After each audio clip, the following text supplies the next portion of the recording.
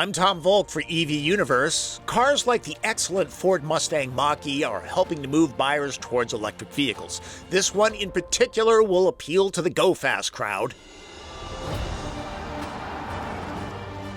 More than just a different face, the GT is tweaked to attract enthusiasts.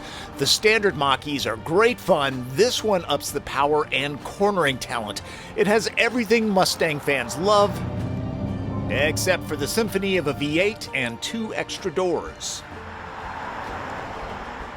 A base rear-drive Mach-E with the 70 kilowatt-hour standard lithium-ion battery pack starts at around $48,000 before tax credits. The extra $23,000 for the GT buys the 91 kilowatt-hour extended range pack mounted low in the floor. Then there's all-wheel drive. The dual-motor setup delivers 480 horsepower and 600 pound-feet of instant torque. The performance model would add 34 pound-feet. The suspension is sport-tuned. That means firmer.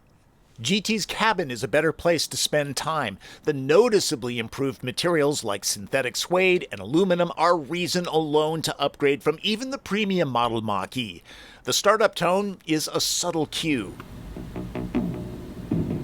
Like most EVs, there's a drive selector, but no transmission. The aggressiveness of the regenerative braking can be set for those who do or don't like one-pedal driving.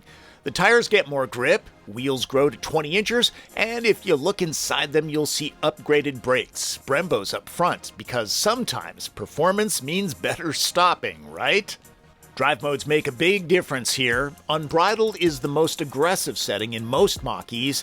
The GT and GT Performance turn it up to 11 with Unbridled Extend, essentially a track mode that relaxes traction and stability control, reduces regen, and optimizes the battery's thermal management.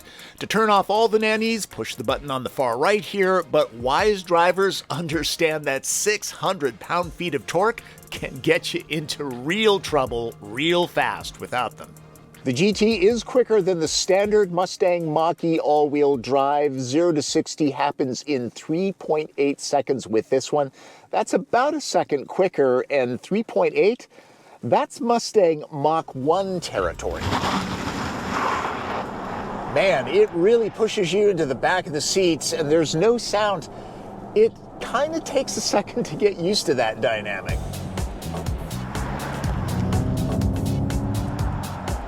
To protect the drivetrain, GT is limited to 5 seconds of full throttle acceleration. That could be an issue on the track. On public roads, it would mean closing in on 100 miles an hour. In the right drive mode, it's easy to kick the tail out for a rear drive bias dynamic. 600 pound-feet of torque is something to behold. One thing about electric vehicles, instant power. It's really fun. No sound, but lots of power. This is a true driver's car with steering weight that's not too light or too heavy. The only two EVs I've had more fun in are Porsche's Taycan Turbo and a first-generation Tesla Roadster, and those are pretty much made of unobtainium for most of us. The performance is up there with my favorite gas-drinking cars. Yes, that means a Mustang GT Coupe, but Mach-E does ride a bit higher, so there's that. It's always hard to capture sounds in a car, but here's the propulsion sound of the Mach-E. Don't know if that translates or whether you can hear it, but it is subtle. With the weighty pack in the floor, the center of gravity is as low as a villain's intentions, and the GT's performance suspension lowers the Mach-E by 10 millimeters. This might be sold as an SUV crossover of sorts, but it's not meant for off-roading. Mach-E, being an electric car, is very quiet, but since there is no engine sound to mask anything, you do hear different noises, like if you hit a bump, there's kind of a drum-like dong when you hit bumps. That happens in a regular car. It's just more noticeable in an EV. One advantage to the silent running is being able to hear when the tires are reaching their limits in hard cornering. Powering through the turns, the GT's solid structure stays flat, there's little to no body roll. The brake pedal feel when transitioning from regeneration to the physical disc brakes is pretty much seamless. GT stops right now and gets back to speed right now too. The GT's sport suspension and performance tires do make a difference. This handles noticeably better, but it does feel heavy because, well, the Mach-E is. The GT weighs nearly 5,000 pounds, batteries are heavy, and the firmer suspension is felt. On rough or choppy pavement, the GT bucks passengers around a bit. It's not a deal breaker, but pay attention on the test drive. The display by the wheel is small, but at least there's one in front of the driver. In the past, I've been able to meet the EPA-rated range of the Mustang Mach-E's that I've driven. This one is rated at 270 miles.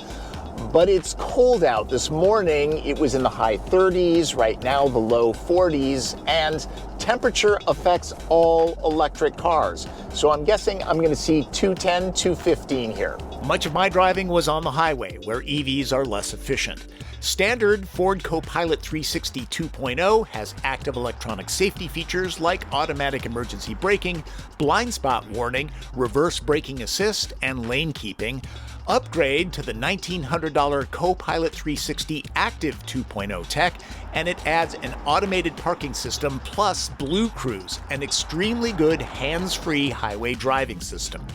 A quick word about Blue Cruise, which is Ford's semi-autonomous driving system similar to GM's Super Cruise. Now, it has a camera that makes sure that you're paying attention, and it only operates on mapped highways. But I've been driving along, actually riding, for the last 5 minutes, hands off the wheel, and it's very secure.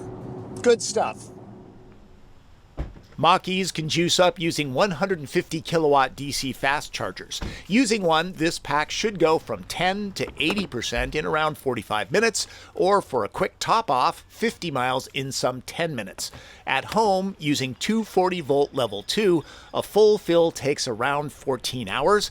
Like range, EV charge time depends on temperature and how spent the pack is, so those numbers are squishy. I firmly believe for the best EV ownership experience, you really need to be able to charge at home. Some 80 to 85% of it is done there. For one thing, it's a lot more convenient to juice up while you're sleeping, and it's much less expensive than public charging.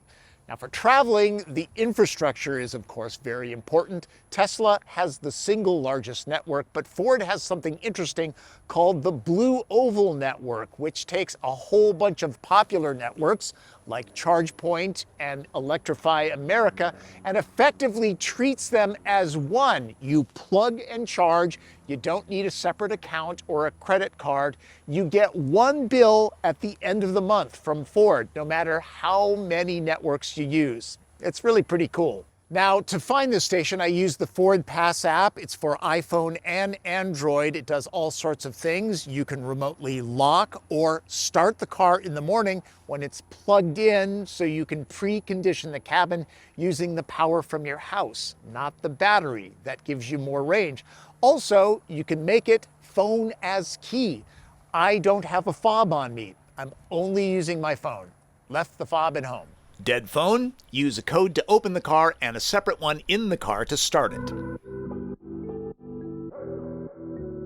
By placing the battery pack flat in the chassis, engineers gave Mach-E a roomy interior, though it's taken up by a traditional type of center console. There's loads of space for convenience. There are no button blanks, those can give a car a budget look. The shape of the top panel is a nod to the Mustang Coupe's dual cockpit look. The fabric is like a soundbar you might have for your TV. GT's standard Bang & Olufsen system is loud, punchy, and accurate.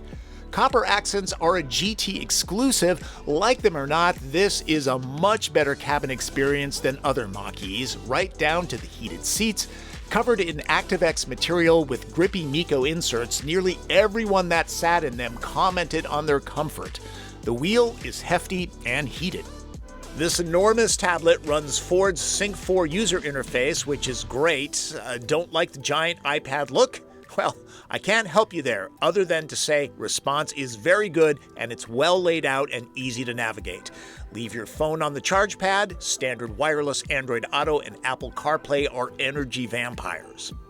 I'm 5'9" and have enough head, knee, and leg room for comfort. Footroom is a little tight. At least the floor is perfectly flat. No separate climate zone back here, but people can charge phones. 3 adults will be snug, 2 will be comfy. The load floor has room underneath for hiding small things near the charge cord storage slot, or drop the panel all the way down for max cargo room. Notice that there's no spare tire, just a repair kit. The privacy shade is light, foldable, and easy to stash away. Small helpful touches are here, but no remote releases. With the backs up, it's 26.6 cubic feet. Dropped, there's a solid 55 cubes, so Mach-E is useful, and yes, it does have a frunk. 4.7 cubic feet is enough for a carry-on suitcase. More and more electric vehicles keep popping up. They just keep getting better and better. The Kia EV6 GT is quite the competitor to this Ford. The Mach-E GT is great fun, adding to the engaging goodness the standard Mach-E offers. For EV Universe, I'm Tom Voelk.